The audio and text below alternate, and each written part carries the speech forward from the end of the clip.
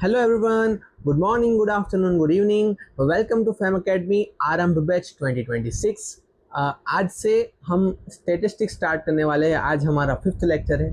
Start करने से पहले मैं आप सभी लोगों को धन्यवाद कहना चाहता हूँ। आप लोगों ने इतना ज़्यादा फेथ दिखाया हम लोगों पर, आपने एडमायर किया हम लोगों को। शुरुआत में आप लोगों को डाउट्स भी आते थे, आप पूछ भी रहे हो हमसे। बच्चे ऑफलाइन भी आते हैं, आप लोग ऑफलाइन भी आ सकते हो। हमारी बैच चल रही है। आपको ज़रा सा भी नहीं घबराना है। आप हो सके तो एटलीस्ट एग्ज़ाम तक हमारी चैनल को सब्सक्राइब करके रखना ही है आपको, ताकि हर एक अपडेट्स आपको मिल सके। और हमारे जितने भी लेक्चर्स हैं आपको सही से फॉलो करना है। कोई भी डाउट लगे आपको डीएम करना है, हम आपके लिए अवेलेबल हैं 24/7। आप कभी भी आपको लो कॉन्फिडेंस फील लगे, हम आपके लिए अवेलेबल है। और मैं आज मेरे बारे में आपको सबसे पहले बता दूं, मेरा नाम मुबिन सादिक है और मैं बीएससी केमिस्ट्री कर चुका हूं। और मेरा स्टैटिस्टिक्स जो था वो कोर सब्जेक्ट रह चुका है केमिस्ट्री के साथ ही। और मैं आपको इसमें बहुत ही बढ़िया तरीके से गाइडेंस दूंगा और आपको एक पीएचडी लेवल की जो फैकल्टी आपको पढ़ाएगी उस लेवल का कंटेंट डिलीवर करने की मैं पूरी कोशिश करूँगा।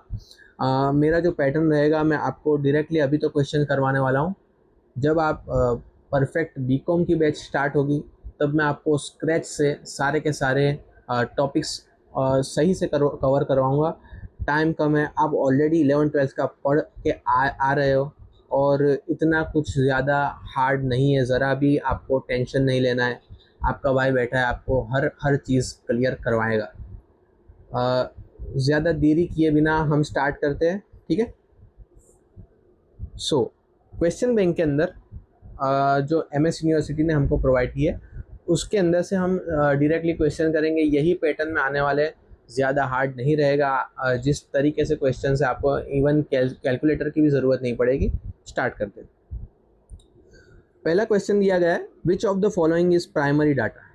अब डाटा होता क्या है? डाटा दो प्रकार का होता है, प्राइमरी और सेकेंडरी। प्राइमरी डाटा किसे कहते हैं? प्राइमरी डाटा वो होता है जिसको आप खुद जाके कलेक्ट करते हो, या तो आपकी टीम जाके खुद कलेक्ट करती है और आप पर्सनली जाकर उस डाटा को कलेक्ट करते हो। सेकेंडरी डाटा वो होता है जो ऑलरेडी अवेलेबल होता है, जैसे गूगल, विकिपीडिया पर वगैरह पर जो डाटा पहले से ही पड़ा रहता है, आप उसको इवेल्यूएट करते हो, वो सेकेंडरी डाटा होता है। और प्राइमरी वो होता है जिसको आप 1 to 1 आप कलेक्ट करते हो। ऑप्शंस देख लेते हैं। सेंसस ऑफ पॉपुलेशन डाटा, ये पहले से ही अवेलेबल रहता है। आप पॉपुलेशन डाटा जो होता है वो गवर्नमेंट की वेबसाइट वगैरह पर। होलसेल प्राइस इंडेक्स नंबर्स, ये पूरी जो इंडेक्स मार्केट रहता है निफ्टी वगैरह वगैरह, ये बाद में इवेल्यूएट होता है, बड़ी बड़ी एजेंसीज उसको इवेल्यूएट करती है, तो ये भी सेकेंडरी डाटा है। States contain in an official publication such as the reserve bank of India bulletin, ये भी सेकेंडरी हो गया। Data collected through your own field, खुद जाकर कलेक्ट करना, ये होता है प्राइमरी डाटा। तो D is the right answer. Second question जो हमको बता रहा है, the sum of deviation taken from arithmetic mean is. Deviation, जो डेविएशन का सम मतलब x माइनस एक्स बार, x माइनस मध्यक, उन सब का जब हम सम करते हैं तो वो हमेशा 0 ही आता है। ये बिल्कुल बेसिक सी बात है, आपको 11th में आप पढ़ के आए ही होंगे। The standard deviation of a set of values will be. Standard deviation को गुजराती में क्या बोलते हैं हम? प्रमाणित विचलन। स्टैंडर्ड डेविएशन मतलब प्रमाणित विचलन। वो कैसा रहता है? तो स्टैंडर्ड डेविएशन का फॉर्मूला आपको अगर याद होगा तो मैं आपको याद दिला दूं। स्टैंडर्ड डेविएशन का फॉर्मूला रहता है sigma x minus x bar का स्क्वायर अपॉन में n, वो पूरा अंडर रूट में रहता है। ये होता है स्टैंडर्ड डेविएशन का फॉर्मूला। अब स्टैंडर्ड डेविएशन का आप फॉर्मूला देखोगे तो इसमें x माइनस एक्स बार जो रहता है उसका स्क्वायर रहता है। तो जब भी किसी भी वैल्यू को अगर वो नेगेटिव भी होगी तो उसका अगर हम स्क्वायर कर देंगे तो वो पॉजिटिव हो जाती है, तो नेगेटिव आने का इसका चांसेस होता ही नहीं है। स्टैंडर्ड डेविएशन हमेशा हमेशा पॉजिटिव रहता है, तो हम यहाँ का आंसर आएगा always positive. The measure of central tendency which is most strongly influenced by extreme values in the tail of the distribution is, ये मेरी नोट्स है, मैं आपको इसमें से बताता हूँ कि आइडियल सेंट्रल टेंडेंसीज की कुछ खासियत होती है, जैसे कि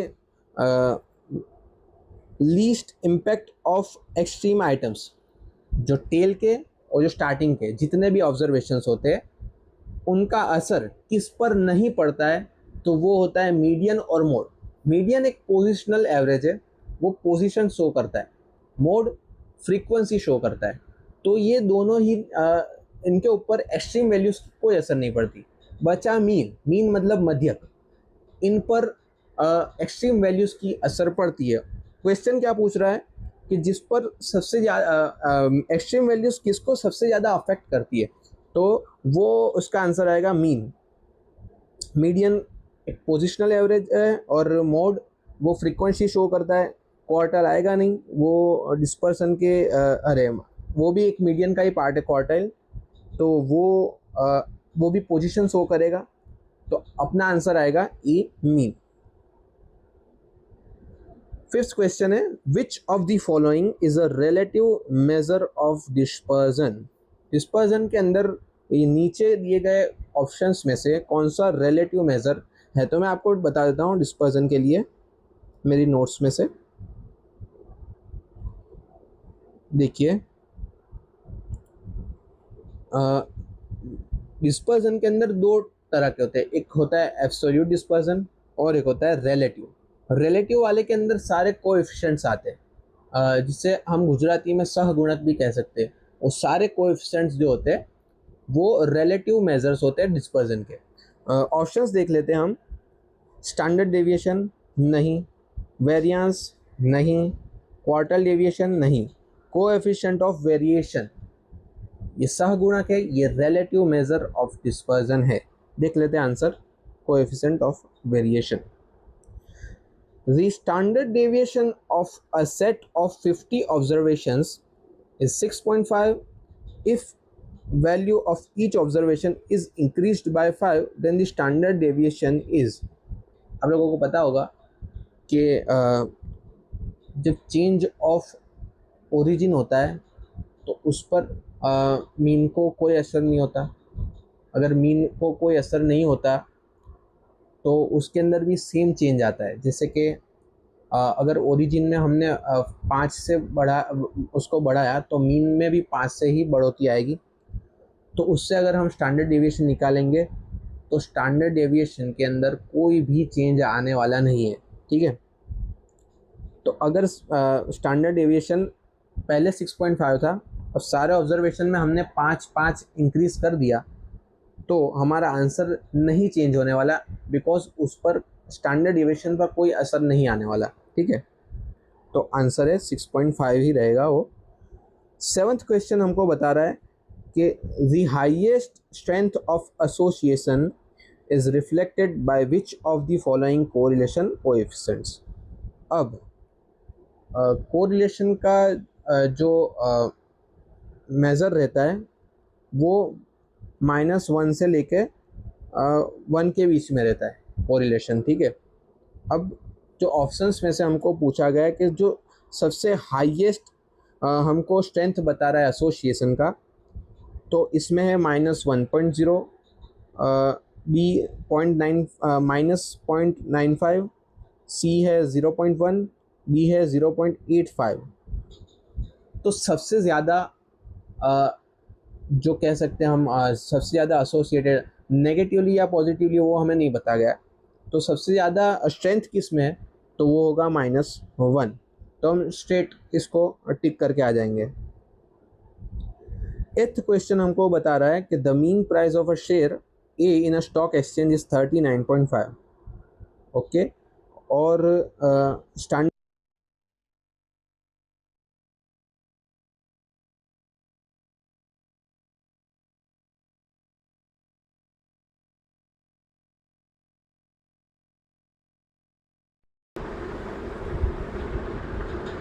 sorry for the interruption. MIC का जो मेरा बैटरी था वो थोड़ा लो हो गया था। फिर से हम 8th क्वेश्चन से स्टार्ट करेंगे, ठीक है। 8th क्वेश्चन हमको बता रहा है the mean price of share A in a stock exchange is 39.5 and standard deviation is 10.8, then coefficient of variation. Coefficient of variation पूछा गया है, वेरिएंस नहीं पूछा गया। अब इसका मैं फॉर्मूला आपको बताता हूँ कि कोएफिशिएंट ऑफ वेरिएशन निकलता कैसे था, ठीक है।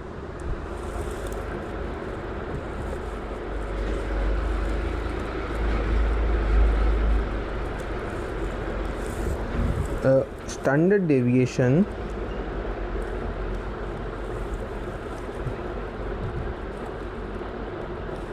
Upon mean is into 100 into 100, तो ये हमारा बन जाता था कोएफिशिएंट ऑफ वेरिएशन। पुट करके देख लेते हैं हम फिगर्स को।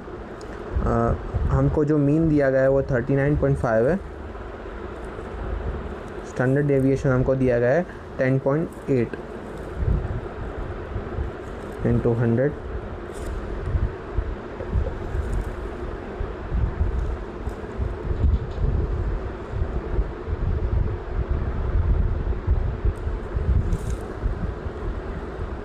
$27.34 हमारा आंसर आ रहा है।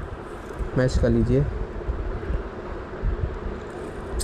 9th क्वेश्चन हमें बता रहा है for the series with observation कुछ दिया गया and 18, then coefficient of range.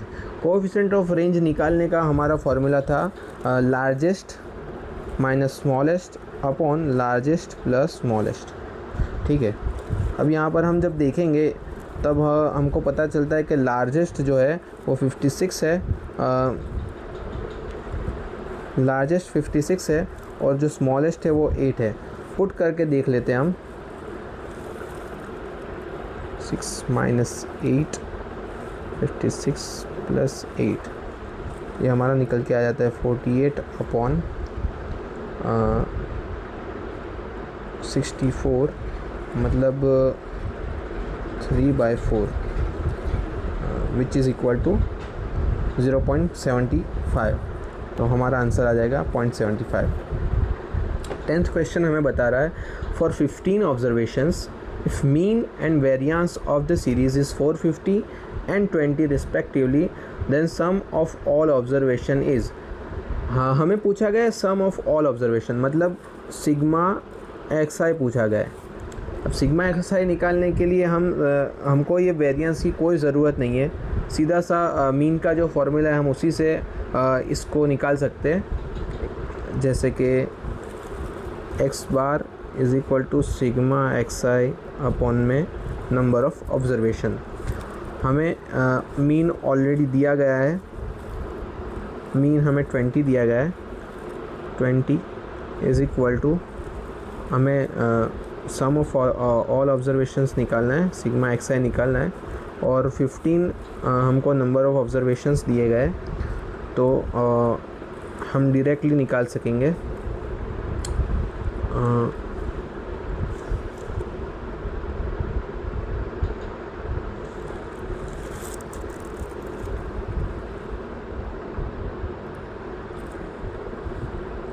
Sorry, my bad, हमें जो मीन दिया गया है वो 450 है, मैंने भूल से जो वेरिएंस था उसे ले लिया था। 450 is equal to sigma XI upon 50। जब हम कैलकुलेट करेंगे 450 इंटू 15, आंसर आ जाता है 6750। वो मेरी भूल इसलिए हो गई थी कि मैंने मीन के बजाय वेरिएंस को सिलेक्ट कर लिया था।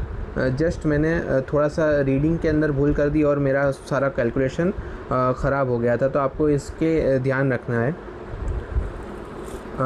11th क्वेश्चन हमें बता रहा है for 10 observations if mean and variance of the series is 16 and 20 respectively, then sum of square of all observation.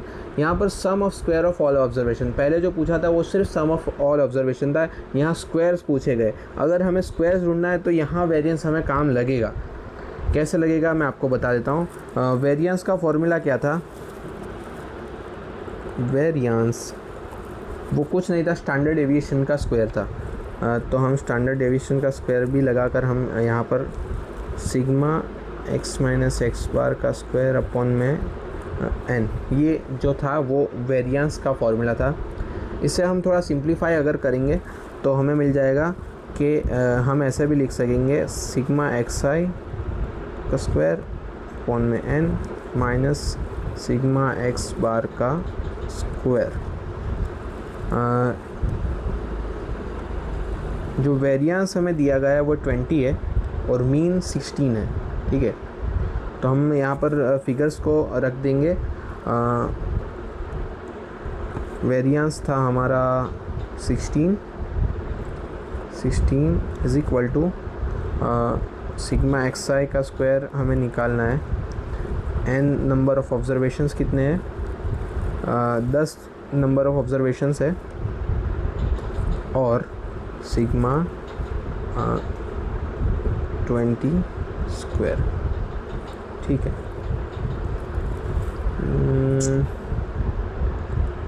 Sorry फिर से मैंने भूल की है। आई थिंक मुझे इसको हटा देना चाहिए, मेरे को ये कंफ्यूज कर रहा है। ठीक है, अब सही से मेरे को दिखेगा तो प्रॉब्लम नहीं आएगी। मीन हमारा 16 है तो हम ऐसे लगा सकते हैं कि सिग्मा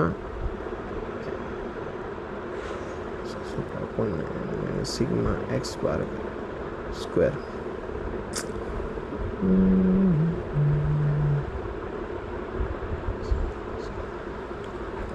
मुझे टैबलेट पे पढ़ाने की आदत नहीं है, इसीलिए ये सब हो रहा है, लेकिन आप थोड़ा सा मेरे ऊपर विश्वास दिखाइए। मैं बिल्कुल ही डेफिनेटली इसको मैं सही से सीख जाऊंगा, फिर आपको सही से डिलीवर करने लगूंगा। अभी थोड़ा सा मेरे साथ हो जाता है ऐसा कभी कभार।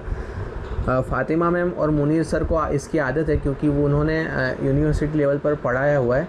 मैंने कभी कैमरा के सामने बिना क्राउड के पढ़ाया नहीं है, तो मुझे हल्की फुल्की प्रॉब्लम्स आती है इसमें, लेकिन मैं इसको सही से सुधारूंगा और इंशाल्लाह इस पर मैं काम करूंगा। सिग्मा एक्स स्क्वायर हमें निकालना है। हमें ऑब्जर्वेशंस दिए गए, वेरिएंस हमारा दिया गया है वो है 20। सिग्मा xi का स्क्वायर हमें निकालना है। ऑब्जर्वेशन 10 है। सिग्मा ऑफ 16 का जो स्क्वायर है। अब ये वाले फिगर को हम पूरा इधर ले जाएंगे। सिग्मा की अब कोई ज़रूरत नहीं इसको, हाँ 16 स्क्वायर को हम इधर ले आएंगे तो 20 प्लस 16 स्क्वायर इनटू में 10 हो जाएगा। यहाँ पर मैं कैलकुलेट करके बता देता हूँ आपको। प्लस 20 इंटू 10, आंसर है 2760 is equal to sum of square of all observations. Answer हमारा आ चुका है। तो आपको करना क्या रहेगा कि वेरिएंस अगर दिया गया है तो वेरिएंस का फॉर्मूला आपको पता है कि स्टैंडर्ड डेविएशन का square is equal to variance.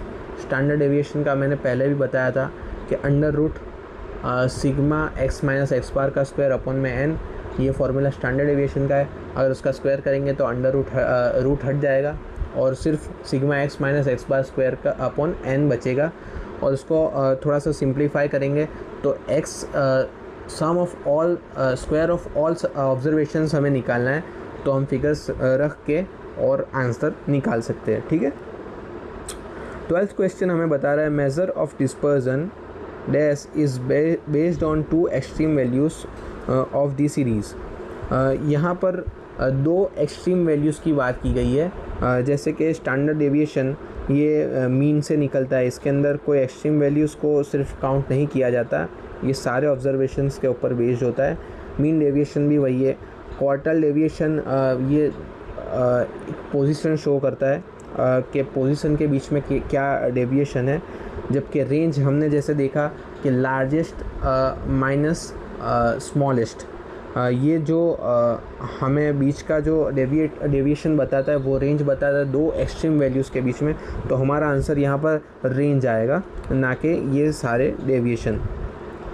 13th question हमें बता रहा है कि measure of dispersion dash is based on average of absolute deviation of observation from average value of the series.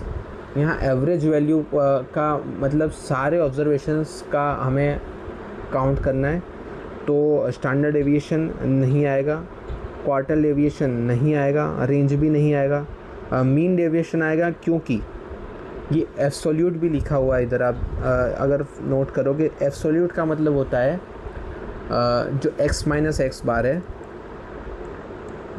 इसके आजू बाजू मॉड्यूलस लग जाएगा, मतलब ये हमेशा पॉजिटिव रहेगा, और एब्सोल्यूट डेविएशन के लिए मीन डेविएशन ही यूज़ होता है, तो हमारा आंसर आ जाएगा B, mean deviation. 14th question हमें बता रहा है measure of dispersion dash is based on average of square deviation of observation from average value of the series. जैसे हम स्टैंडर्ड डेविएशन के अंदर हमने देखा कि जो डेविएशन होता है x माइनस एक्स बार, उसका जो स्क्वायर और नीचे हम नंबर ऑफ ऑब्जर्वेशन लगाते हैं, तो measure of dispersion standard deviation is based on average of square deviation of observation from average value of the series। मतलब यहाँ का आंसर आएगा स्टैंडर्ड डेविएशन, क्योंकि हम क्या यहाँ पर क्या करने वाले हैं कि सारे के सारे जो डेविएशन होता है x माइनस एक्स बार उसका स्क्वायर करके और फिर हम उसको नंबर ऑफ ऑब्जर्वेशन से डिवाइड कर देते हैं। 15th क्वेश्चन हमें बता रहा है variance of first 15 natural numbers. Natural numbers का वेरिएंस निकालने का एक सीधा सा फॉर्मूला रहता है, वो मैं आपको बता देता हूँ। फॉर्मूला रहता है n² माइनस 1 अपॉन 12। ये हमेशा नेचुरल नंबर्स का वेरिएंस निकालने के लिए यूज़ होता है। अगर आप पुट करोगे तो 15² माइनस 1 अपॉन 12 करके दिखा देता हूँ मैं आपको।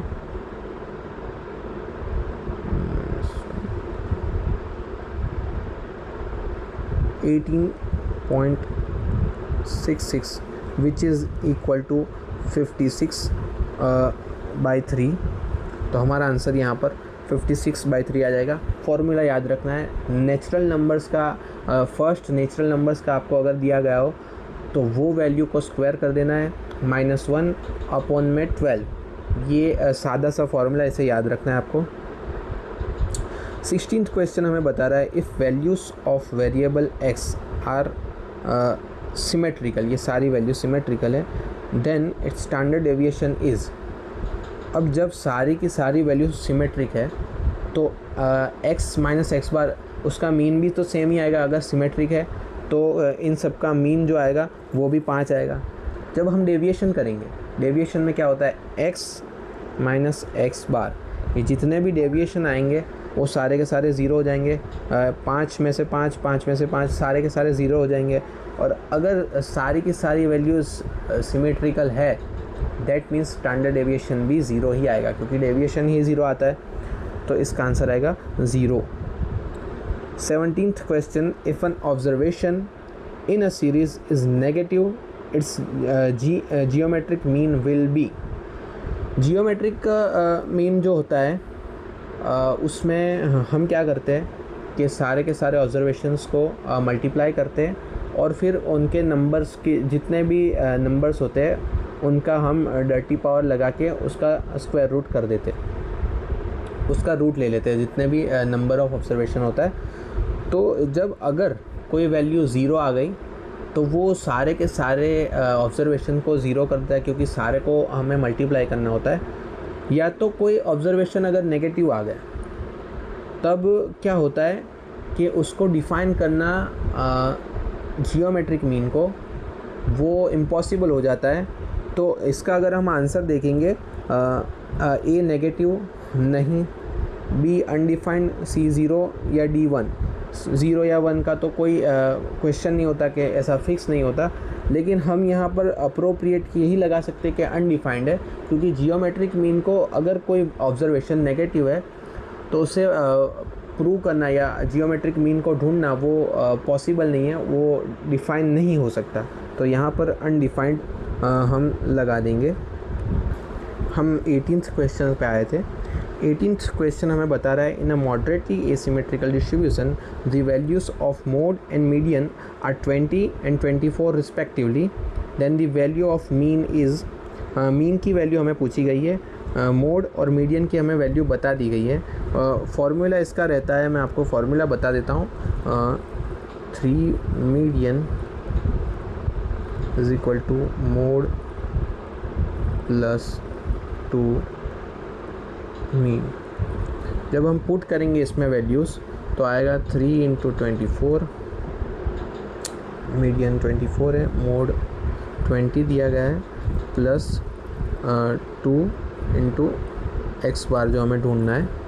ठीक है, तो जब इसको आप सॉल्व करोगे तो आपको आंसर मिलेगा 26।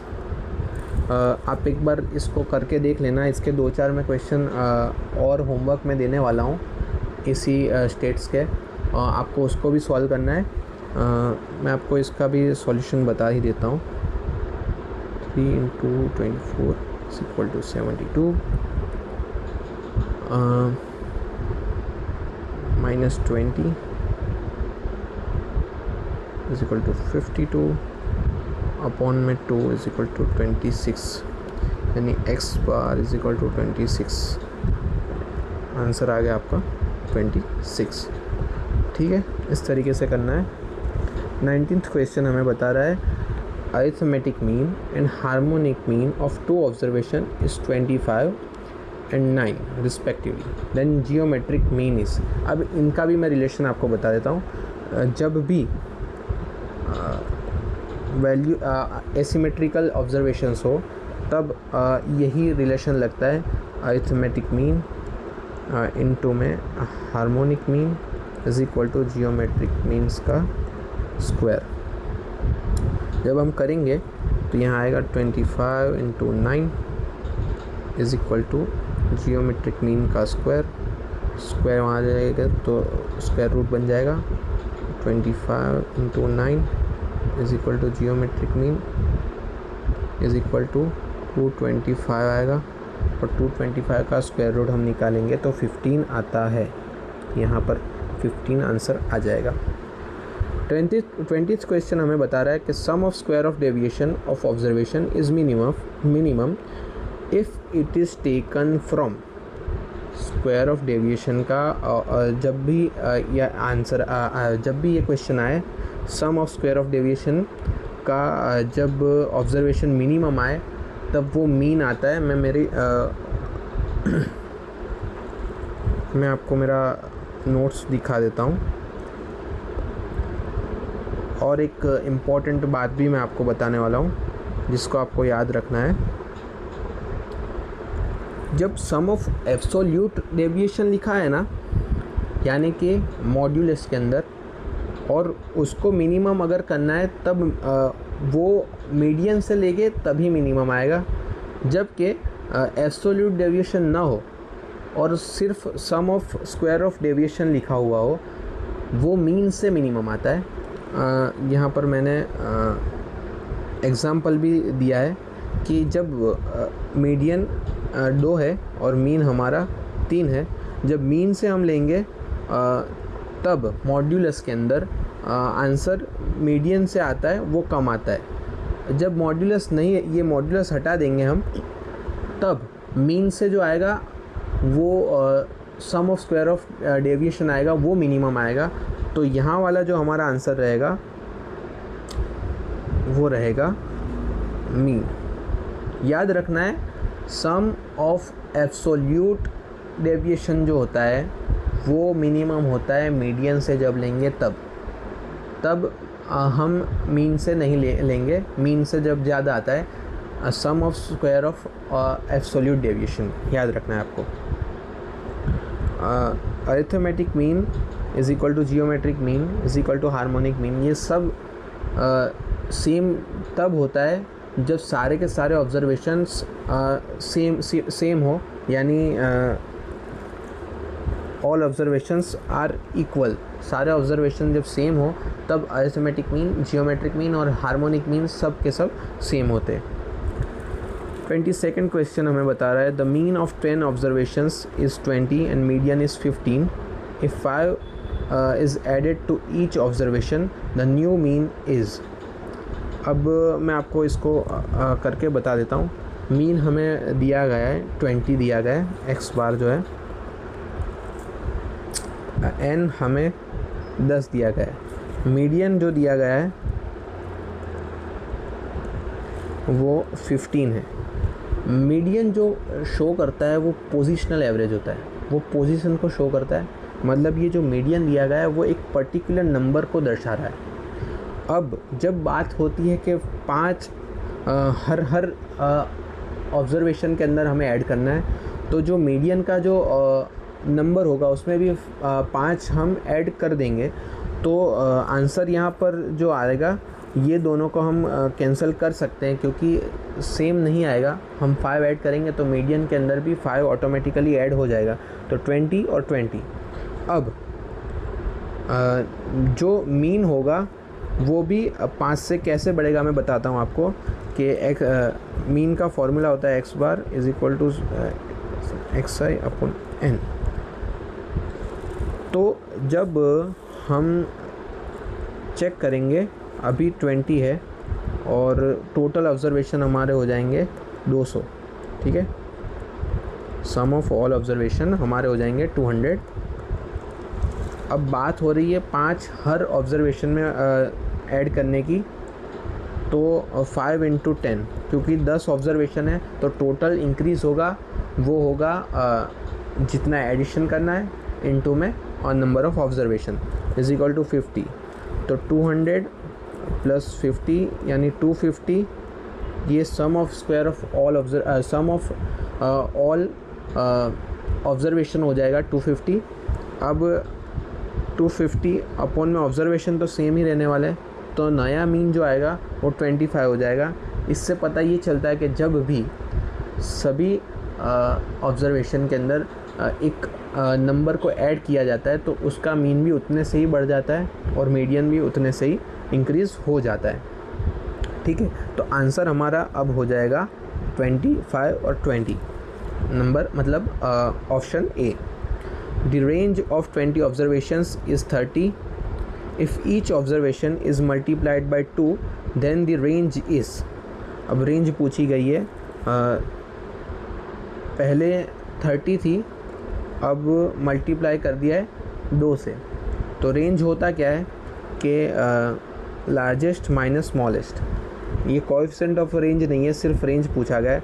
तो लार्जेस्ट से स्मॉलेस्ट के बीच का जो गैप है वो था 30, लेकिन अब सारे के सारे ऑब्जर्वेशंस है वो डबल हो गए। मतलब जब जो लार्जेस्ट था वो भी 2 से मल्टीप्लाई हुआ और स्मॉलेस्ट भी 2 से मल्टीप्लाई हो गया है, तो जो चेंज आएगा रेंज के अंदर वो भी उतने से ही आएगा जितने से हमने मल्टीप्लाई किया है। जैसे 30 था तो अब रेंज जो होगा वो 2 से मल्टीप्लाई रेंज को भी हमें कर देना है, तो इसका आंसर आएगा 60। 30 × 2।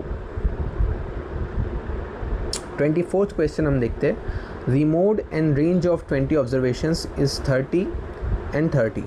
If each observation is multiplied by 2 then the range is. Similar सा है, पहले हमने देखा कि मोड होता क्या है। मोड जो संख्या ज़्यादा से ज़्यादा फ्रीक्वेंटली आ रही है एक सेट ऑफ ऑब्जर्वेशन के अंदर, उसको हम मोड कहते हैं। अब जब सारे के सारे ऑब्जर्वेशन को हम 2 से मल्टीप्लाई करेंगे तो जाहिर सी बात है कि जो मोड होगा वो एक नंबर ही है, वो नंबर भी 2 से मल्टीप्लाई हो जाएगा, तो ऑब्वियसली 30 × 2 हो जाएगा, तो वो तो 60 हो ही जाएगा, मतलब ए और सी तो आएगा नहीं। अब रेंज की हमने प्रीवियस क्वेश्चन के अंदर बात की कि वो उतने से ही इंक्रीज़ होगा जितने से हमने सारे ऑब्जर्वेशन को मल्टीप्लाई किया। ये चेंज ऑफ स्केल है, चेंज ऑफ ओरिजिन नहीं है, ठीक है। तो सिमिलर इफ़ेक्ट वहाँ पर भी नज़र आएगा, तो दोनों ही 2 से मल्टीप्लाई होकर 60 ये आंसर हमारा ऑप्शन बी रहेगा। 25th क्वेश्चन हमें बता रहा है if the first quartile is 142 and the semi inter quartile is range is 18 then upper quartile is quartile deviation में आपको बता सेमी इंटर क्वार्टाइल रेंज का मैं आपको अगर आइडिया दूं तो वो होता है Q3 माइनस Q1/2। तो जो पहले की रेंज थी वो हमें बता रहा है कि 18 है, यानी और फर्स्ट क्वार्टाइल हमें 142 दे दिया गया है, मतलब इसकी वैल्यू हमको दे दी गई है। तो हम जब यहाँ पर इसको पुट करेंगे Q3 माइनस Q1 142 है और सेमी इंटर क्वार्टाइल रेंज हमें 18 दी गई है, तो हो जाए Q3 minus 142 is equal to 18 into 2। Q3 is equal to 36 plus 142, यानी आ जाएगा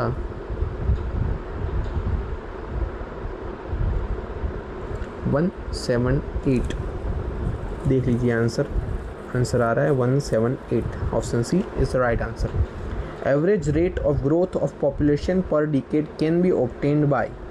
इसके लिए मैं मेरी नोट्स में आपको बता देता हूँ कि रेट और स्पीड इनके लिए हार्मोनिक मीन और जियोमेट्रिक मीन कैसे यूज़ होता है।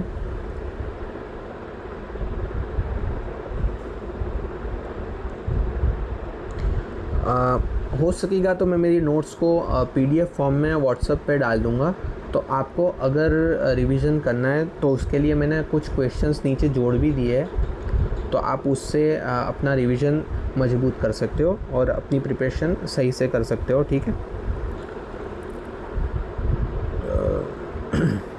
ओके। जियोमेट्रिक मीन जो होता है used for finding average of rates, average rate of depreciation, average rate of growth. ये रेट को एवरेज रेट को हमें एवेल्यूएट करने के लिए जियोमेट्रिक मीन यूज़ होता है। यहाँ पर पूछा भी वही गया है कि average rate of growth of population per decade can be obtained by. Arithmetic mean नहीं आएगा। हार्मोनिक मीन के लिए मैं आपको बता दूँ, हार्मोनिक मीन का जो होता है वो एवरेज स्पीड के लिए यूज़ होता है, हार्मोनिक मीन। अब यहाँ पर एवरेज रेट पूछा गया है, तो यहाँ का आपको यहाँ पर ध्यान देना है। एवरेज रेट दिया गया है तो इसका आंसर आएगा जियोमेट्रिक मीन। सेकंड क्वेश्चन उसके बाद तुरंत ही हमें हार्मोनिक मीन का भी आ जाता है कि एवरेज स्पीड ऑफ टाइपिस्ट। जब भी एवरेज स्पीड आए ना तब हमें हार्मोनिक मीन को लगा देना है। ठीक है, 28th क्वेश्चन हमें बता रहा है dash can not be used if one of the observation is zero. अगर कोई भी ऑब्जर्वेशन ज़ीरो हुई तो हम क्या यूज़ नहीं कर सकते, मीन। तो मीन को तो हम सबको सम करके और टोटल नंबर ऑफ ऑब्जर्वेशन से डिवाइड करते हैं, तो उसके अंदर अगर ज़ीरो आ भी गया तो एक पर्टिकुलर उसके अंदर वो रिजिडली डिफाइन तो हो ही जाएगा। मीडियन पोजिशनल एवरेज है, वो हमें पोजीशन शो करता है कि कौन सी वैल्यू सेंटर मोस्ट है। रेंज लार्जेस्ट और स्मॉलेस्ट के बीच का गैप हमें बताता है, तो उससे भी हम इवेल्यूएट कर सकते हैं। बचा जियोमेट्रिक मीन, जैसे हमने क्वेश्चंस के अंदर डिस्कस किया था कि अगर कोई वैल्यू ऑब्जर्वेशन की ज़ीरो या नेगेटिव आ जाएगी तो जियोमेट्रिक मीन को डिफाइन नहीं कर सकते, तो यहाँ का आंसर आ जाएगा जियोमेट्रिक मीन। ठीक है,